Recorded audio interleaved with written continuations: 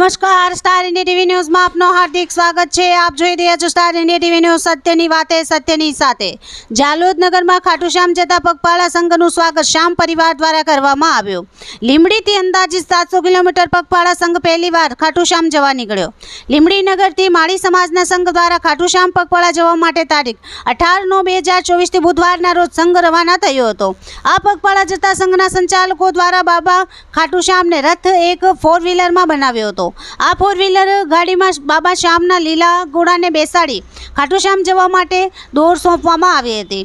લીંબડીથી પગપાળા જતા સંઘ દ્વારા પહેલા લીંબડી નગરમાં બાબા શ્યામના રથ સાથે ડીજે પર શ્યામ બાબાના ભજન સાથે નગરમાં શોભાયાત્રા કાઢવામાં આવી હતી।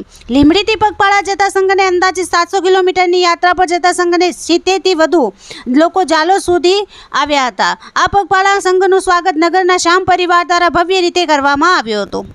નગરના વણકતલાઈ મંદિરે તમામ યાત્રામાં જનાર વ્યક્તિઓ અને સાથે આવનાર લોકો માટે પ્રસાદની વ્યવસ્થા શ્યામ પરિવાર દ્વારા કરવામાં આવી હતી। લીંબડીથી ખાટુશ્યામ જનાર યાત્રીઓએ નગરમાં બાબા શ્યામની આરતી કરી યાત્રા સુગત રીતે પૂર્ણ થાય તેવા આશીર્વાદ લઈ પગપાળા સંઘ જાલોદ નગરથી નીકળ્યો હતો। અંદાજિત 25 જેટલા લીંબડીના યુવાઓ બાબા શ્યામના પગપાળા જતી યાત્રામાં જોડાયા હતા। છેલ્લે શ્યામ પરિવાર જાલોદ દ્વારા સૌની યાત્રા સુખદ અને મંગળમય રહે તેવી શુભેચ્છાઓ યાત્રીઓને પાઠવી હતી। Star India TV news Jhalod reporter Pankajbhai Pandit, जिला दाहोद।